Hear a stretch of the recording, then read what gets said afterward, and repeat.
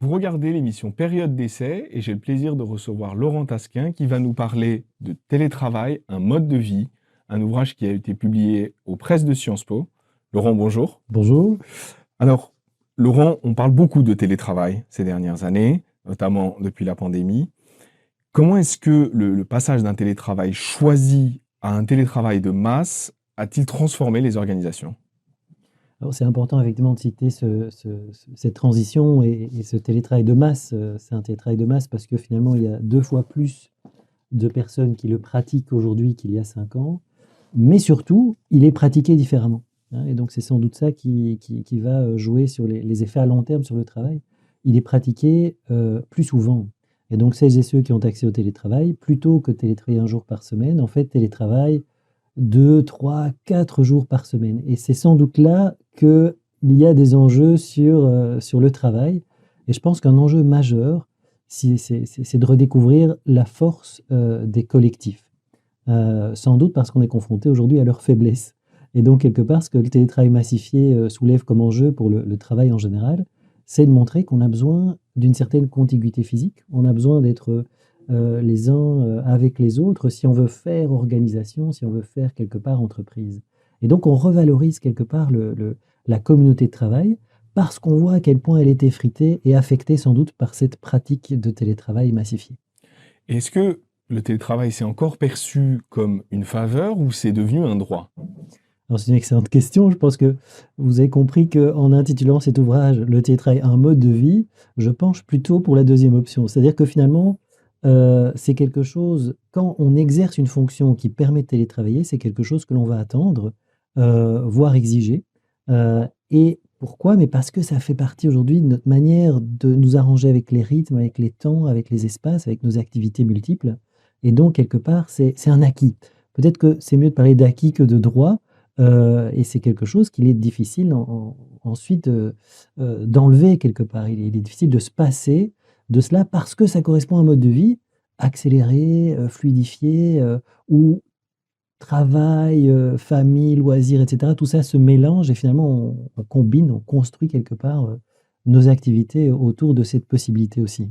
Alors, vous avez évoqué brièvement les avantages hein, du télétravail. Est-ce qu'il n'y a pas des risques et est-ce qu'on peut en parler un petit peu? Oui, alors c'est vrai que déjà sur les avantages, je pense que là aussi il y a l'avant Covid et l'après Covid. C'est vrai qu'on a beaucoup cité comme avantage, par exemple, un effet positif du télétravail sur la productivité. C'était vrai dans une configuration du télétravail qui était pratiquée 1 jour par semaine, et donc dans cette configuration qui prévalait avant 2020, quelque part, c'était une journée de télétravail que l'on attendait, que l'on préparait, que l'on organisait, donc on avait ce sentiment aussi d'être davantage autonome dans son travail. Il y avait un temps de transport qui était essentiellement alloué à du temps de travail, en grande partie, un temps de travail plus dense parce que pas d'interruption. C'était vraiment aussi un isolement choisi. C'était le fait de se dire: «Voilà, ce jour-ci, je télétravaille, je suis chez moi», et c'est tout cela qui explique quelque part le gain, en termes de productivité, de qualité de vie au travail et de qualité du travail. Aujourd'hui, la manière dont le télétravail est pratiqué, alors davantage, hein, par semaine, mais en fait, c'est plutôt une journée de substitution par rapport à une journée au bureau. C'est-à-dire qu'on a des interruptions avec les messageries, les plateformes de communication qu'on utilise. On a des, voilà, des pop-up, il y a des questions qui sont posées auxquelles il faut réagir. On a des réunions, on a la même configuration, quelque part qu'au bureau. Et donc, ce que les travaux montrent aujourd'hui, c'est que finalement, les effets sur la productivité, la performance, et cetera, ils sont beaucoup moins évidents et beaucoup moins observés. Finalement, il y aurait pas d'effet, hein, ou très peu, sur, la performance, par exemple, lorsqu'on télétravaille.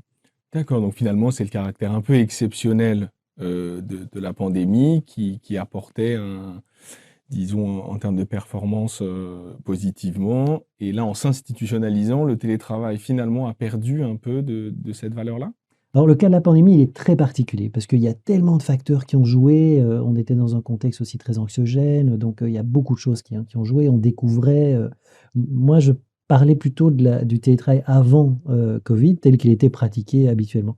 Puis on a la Covid qui arrive et des réactions différentes en fonction de la maturité, de l'expérience antérieure, de l'équipement, etc., qui vont parfois expliquer une hyper forte implication et donc effectivement, quelque part des journées beaucoup plus longues, parce qu'on veut montrer qu'on peut se faire confiance, parce qu'on est aussi quelque part ensemble, on fait face ensemble à cette pandémie. Et puis aujourd'hui, comme vous dites, on est sur une stabilisation. Ça fait partie d'un mode de vie, finalement. On travaille, on fait ce qu'il faut faire, qu'on soit au bureau ou chez soi, sans doute quand même, pour des activités différentes. Ouais, et il y a des tensions, hein, qui sont révélées par le télétravail en termes de performance, d'isolement et d'autonomie. On vient un petit peu d'en parler. Est-ce que les managers sont formés à gérer, ces tensions? Excellente question, hein, de nouveau. Donc, je pense que la plus grosse tension, c'est sans doute aujourd'hui celle entre l'individu et le collectif. Hein, c'est ça qui est sensible dans les organisations. Comment faire collectif quand on est à distance? Et ça, c'est évidemment un enjeu dont le management doit se saisir. Quelque part, c'est un petit peu le cœur, du management, c'est, quelque part de faire fonctionner des équipes de travail, de faire fonctionner des projets, d'apporter du sens, d'amener des décisions, un cadre et cetera et ça a été très mis à mal effectivement, les managers sont aussi, aujourd'hui, en souffrance et je pense que c'est important de le souligner. Ça a été mis à mal parce que quelque part avec la crise, Covid notamment, les managers se sont positionnés vraiment dans un rôle d'accompagnement, dans un rôle, quelque part qui vise à répondre aux attentes, aux besoins, des salariés et des membres des équipes et aujourd'hui, il faut quelque part revenir et réaffirmer l'importance des collectifs et donc recadrer certaines choses et ça, c'est compliqué.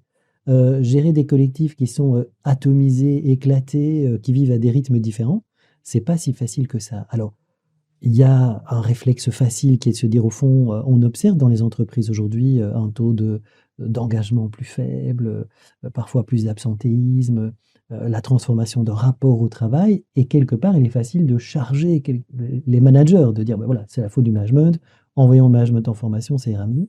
C'est un peu plus complexe et les managers eux-mêmes sont en détresse, parce qu'il faut réapprendre sans doute, à redonner du cadre, hem, à réaffirmer quelque part le projet collectif et communautaire aussi, du travail. On apprend ensemble, c'est un peu ça l'entreprise aussi. Et si on s'intéresse à ces managers, est-ce qu'on peut encore manager sans présence physique?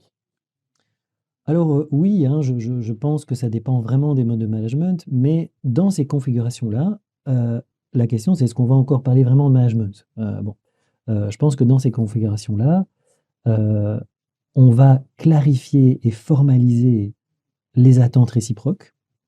On va fixer des objectifs individuels, on va mesurer la performance individuelle, et quelque part, l'entreprise n'est plus une communauté, mais ça devient une plateforme à laquelle on se connecte. On se connecte pour, avoir des réunions, pour, échanger, pour émettre un ticket, pour le service, IT parce qu'on a un petit souci ou pour le service RH et cetera et donc on voit bien que ce modèle peut fonctionner.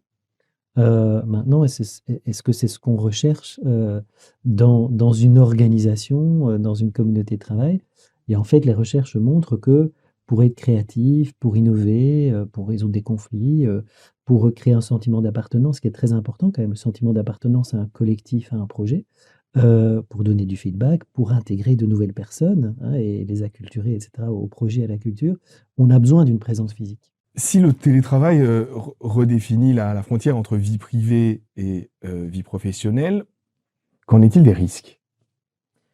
Alors, les risques par rapport à ça, c'est évidemment toujours la confusion. On parle souvent de conciliation des rôles hein, et des vies et des espaces, temps privé, professionnel. Le risque majeur depuis longtemps, hein, il est identifié, c'est l'invasion quelque part, plutôt souvent du travail dans la sphère privée, et en tout cas la confusion ce qu'on appelait les frontières entre vie professionnelle et vie privée. Tant qu'il y a un équilibre, ça va. Donc, le fait, de d'allouer du temps de travail à des activités privées, de loisirs, fonctionnels, je sais pas, aller faire ses courses, chercher les enfants, tout ça. Tant que c'est compensé par le fait d'allouer du temps alors hors travail à du travail, à un juste équilibre, ça va. Et donc inversement, tant que, quelque part, j'alloue, dans mon temps privé quelque part, du temps à mon travail, mais qu'inversement, je peux retrouver l'inverse. Il y a un équilibre et à ce moment-là, je dirais les salariés s'y retrouvent. Alors, il y a de plus en plus de salariés qui expriment un besoin de flexibilité, parfois en dehors, hein, du cadre, formel du télétravail. Est-ce que c'est là le signe que les aspirations, professionnelles évoluent plus vite que les politiques RH et appellent nécessairement une nouvelle grammaire du travail? Alors moi, je dirais, peut-être que finalement, je me demande si c'est pas les politiques RH qui ont avancé trop vite. Heu, je m'explique, sur le sujet, depuis, presque 4 décennies, les pratiques de gestion des ressources humaines, qui gèrent donc des ressources, hein, qui réduisent aussi, la personne à des ressources, elles ont elles se sont inscrites dans un mouvement d'individualisation fort du rapport au travail. C'est, la flexibilité du temps, hein, des horaires flottants, et puis, des semaines qui peuvent varier, en termes d'horaires de travail en fonction peut-être de contraintes personnelles, donc on prend tout ça en compte. C'est, l'espace de travail avec le télétravail bien entendu. C'est des rémunérations, des packages qui se peuvent être à la carte. On peut choisir, hein, ce qu'on appelle les plans cafétéria, la composante de ma rémunération individuellement en fonction de ses attentes, je dirais du moment. C'est l'espoir d'avoir un parcours professionnel, des formations, un plan de carrière individualisé, l'accès à des formations en fonction des besoins, des centres de services et cetera et donc et si j'en reviens au bureau, par exemple, il est assez emblématique de cela. On est passé de bureaux, alors individuels ou collectifs, mais avec des espaces attribués, à des bureaux tout à fait flexibles, hein, en l'occurrence, donc ce qu'on appelle les flex office, où vous venez sans savoir si vous aurez, finalement une place pour vous. Et dans beaucoup d'organisations, il y a 10, 15 ans, ça a été parfois assez mal vécu par les salariés qui se sont sentis en fait exclus du projet de l'organisation. J'ai mené beaucoup de recherches sur le sujet et je rencontrais des travailleurs qui me disaient, mais moi j'ai un peu l'impression qu'on me dit, super la flexibilité, regarde comme on est moderne, alors qu'on sent que le projet derrière c'est de réduire quelque part la surface de travail. Tu peux surtout travailler chez toi, n'hésite pas. Si tu viens au bureau, alors pas de bruit, pas de tâches, pas de traces.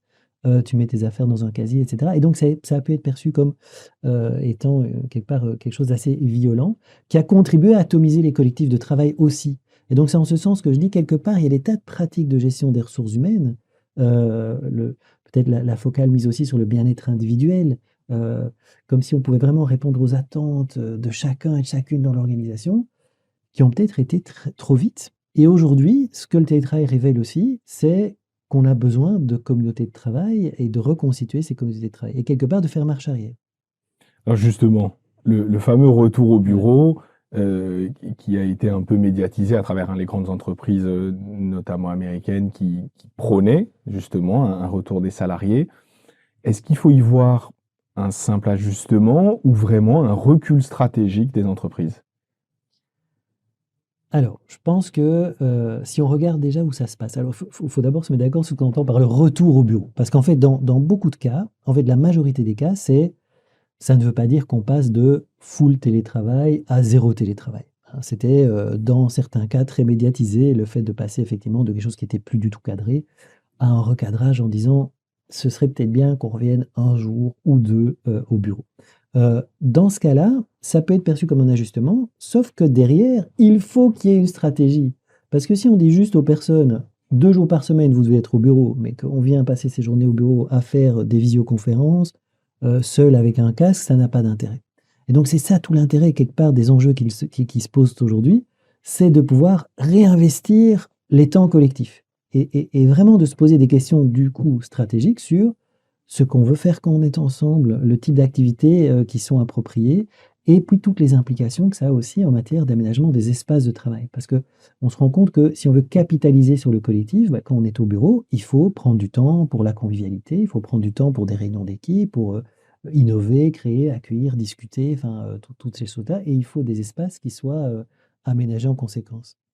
Est-ce que vous pensez qu'il y a une peur du télétravail, que ce soit le top management, les DRH, les services juridiques, les salariés eux-mêmes? Est-ce qu'on peut parler de peur du télétravail?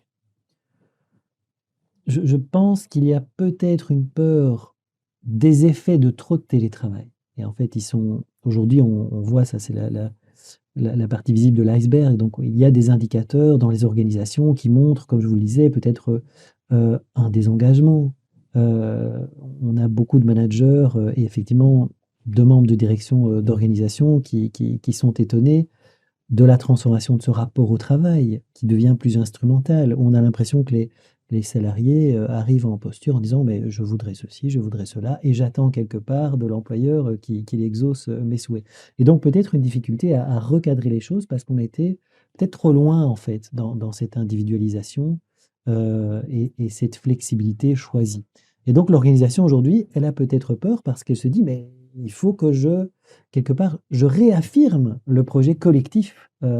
Une organisation, une entreprise, c'est une communauté de travail. Ça veut dire quoi? Ça veut dire qu'il faut partager, il faut apprendre ensemble et il y a des choses qu'on doit faire ensemble et pas seulement chacun, de son côté, en tout cas, dans certains modèles. Alors, est-ce que, vous auriez, vous, des conseils, que ce soit pour les managers, qu'on a déjà évoqués ou, pour les collaborateurs, des conseils pour bien réussir son «télétravail» entre guillemets? Ah écoutez, je pense que, je je pense que l'activité est clé, hein, donc je pense que déjà, il ne faut pas faire du télétravail une fin en soi. Le télétravail, c'est une pratique qui doit être au service, d'une politique ou d'un projet d'organisation. Bien sûr, qui est une pratique de flexibilité individuelle et donc qui va aussi s'intégrer dans des modes de vie, hein, et l'attention, elle est là, hein, finalement, c'est entre l'organisation, l'individu, entre l'individu et le collectif. Et donc je dirais un, oser recadrer les choses, parce qu'il y a aussi des besoins, organisationnels, des besoins de la communauté. Oser discuter de sa pratique de télétravail. Je pense que des espaces de discussion du travail sur la manière dont on vit, dont on met en place le télétravail dans les équipes, ce qu'on en attend, ce qu'on en retire, et cetera, comment ça s'intègre dans nos modes de vie, c'est important. Parce que c'est une donne de nos modes de vie actuels. Heu, je dirais ça, oui, effectivement et puis je pense qu'on va arriver à une sorte de maturité dans les années qui viennent, où on voit bien les avantages que ça a dans sa vie personnelle et en termes de confort de travail. Éviter les transports, les bouchons, enfin gagner du temps, en tout cas ne plus en perdre, gagner en confort, voilà et c'est cette flexibilité, cette agilité et en même temps en se disant: «Beh, c'est pas antinomique», vous savez, c'est pas un jeu à somme nulle. On peut finalement télétravailler, et en même temps être, acteurs de communautés de travail et faire vivre des communautés de travail. Est-ce qu'on est tous égaux face au télétravail? Alors non, donc je dirais qu'il y a déjà des personnes qui n'ont pas accès au télétravail parce que la nature de leur métier ne le permet pas, leur fonction ne le permet pas.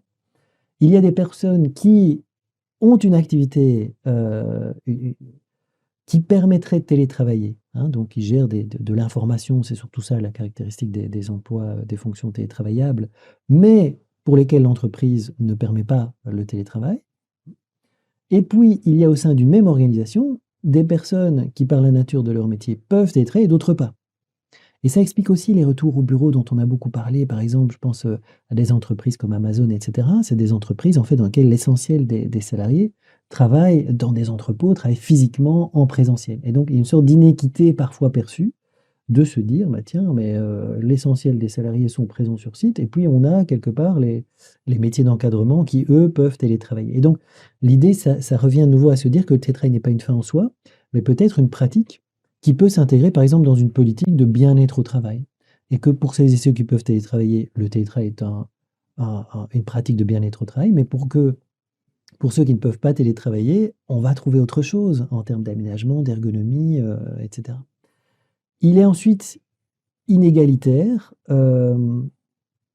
entre les hommes et les femmes, hein, donc vous savez que pendant tout un temps, il y a plus d'hommes qui télétravaillaient parce que les fonctions, heu,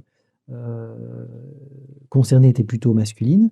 Aujourd'hui, on est selon les études, en France, à un équilibre. Alors certaines études montrent qu'il y a un peu plus de femmes aujourd'hui qui télétravaillent que d'hommes, mais globalement, il y a une sorte d'égalité là.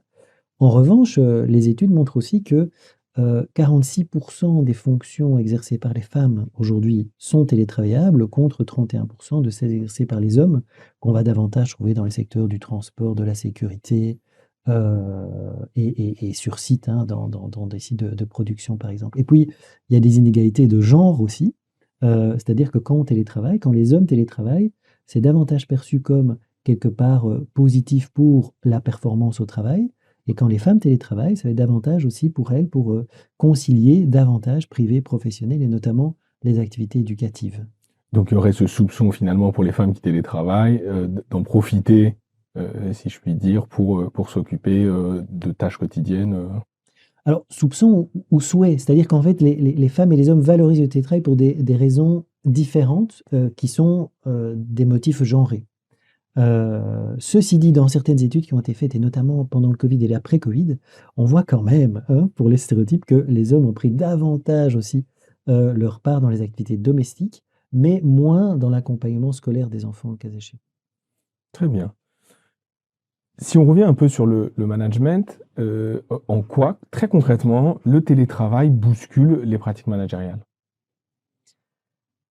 L'essentiel, c'est le facteur essentiel, c'est d'avoir effectivement des équipes, dispersées, et ça, vous savez, à raison même d'un ou 2 jours par semaine, vous avez une équipe de 5 personnes qui choisissent une journée de télétravail différente. Vous n'avez plus votre équipe, en fait, en présentiel et donc ça amène des modes de coordination, différents et donc le risque, il est effectivement de formaliser, il est en fait, de contribuer à un rapport au travail qui est davantage transactionnel, où on a des moments de coordination, mais on n'a plus tout ce qui va avec, tout ce qui fait que quelque part, on échange davantage informellement, on se connaît, on partage des choses, on entend. Tu sais, c'est ça l'avantage aussi des bureaux en paysager, c'est que on peut, entendre des choses, donner des coups de main, appeler à l'aide et cetera. C'est plus facile, c'est plus spontané que lorsqu'on est chez soi. Bien que dans certains secteurs, il y a une sorte de culture de la spontanéité, y compris par messagerie interposée.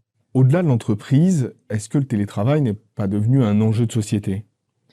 Je pense qu'il s'est inscrit certainement dans des tendances sociétales et en particulier, une tendance dont on parle beaucoup pour l'instant qui est celle de l'isolement, et donc il peut contribuer à isoler, des individus, de collectifs et c'est ce qui a été vu aussi, beaucoup, dans le cadre de l'enseignement à distance forcé, hein, pendant la crise Covid. On perd quelque part une socialisation, un lien des collectifs.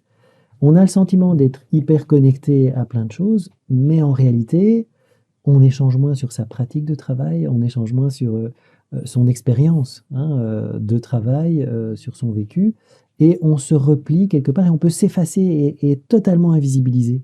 Donc ça, c'est ce qu'on voit un petit peu, qui n'est peut-être pas propre effectivement au télétravail alors dans les organisations, mais c'est le fait que, il va peut-être aussi de pair avec une invisibilisation des corps et puis peut-être une invisibilisation du travail. Parce que souvent, on va associer le télétravail à des modes d'évaluation, sur base des résultats, en fixant des objectifs et donc de nouveau, hein, participant à un rapport plus transactionnel au travail.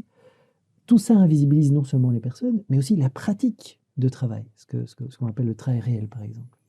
Et selon vous, quelle place il faudrait donner à la voix des collaborateurs dans ces réorganisations du travail? Je pense qu'elle est essentielle, hein, et c'est pour ça que j'évoquais l'idée des espaces de discussion du travail.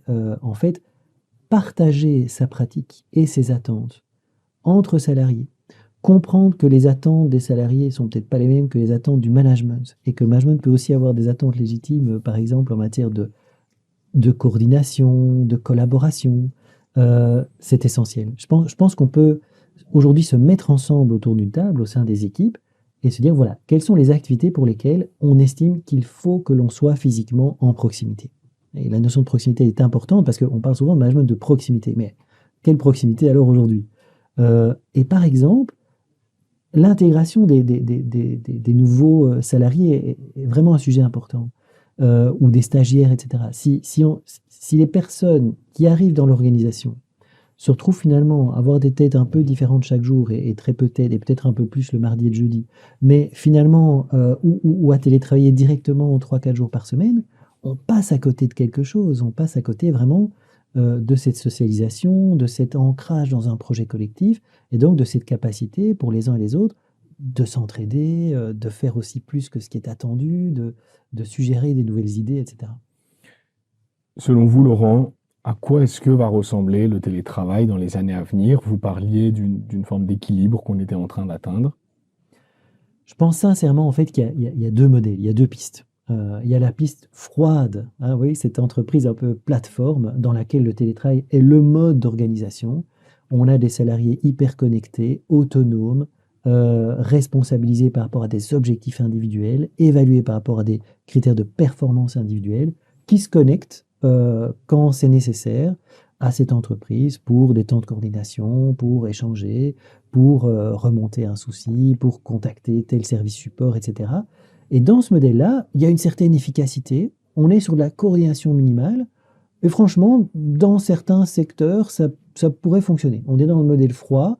On comprend bien que c'est pas dans ce modèle-là, évidemment, où l'on va trouver les entreprises les plus innovantes, les plus créatives, qui ont besoin en fait du collectif. Et donc, deuxième modèle, je vais pas l'appeler l'entreprise un peu plus chaleureuse, mais disons que ce serait, oui, c'est cette entreprise qui incarne aussi peut-être un management humain, où on se redit, mais au fait, ce collectif, la reconnaissance du travail est essentielle, et donc on va réinvestir cette présence, et peut-être la co-décider, voilà, les raisons pour lesquelles on vient, comment on accueille des nouveaux collaborateurs, des nouvelles collaboratrices, etc.